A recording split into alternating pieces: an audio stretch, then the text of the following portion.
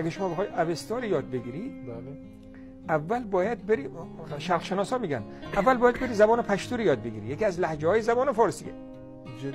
بله. اولین بار دارم. بله بخونید. یعنی خود متن در واقع آنچه که در اوستا نوشته شده به پشتو نزدیک داره. دانشمندای اونایی که زبان شناسن بله. میگن برای شناخت زبان اوستایی باید اول زبان پشتو رو یاد بگیری، نه فارسی.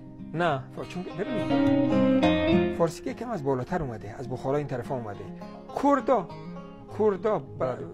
زبان کردی، کردا و قنداریا مثلا اونقدر فرق با هم ندارن به حسابی که این در شرق ایران اون در غرب ایران.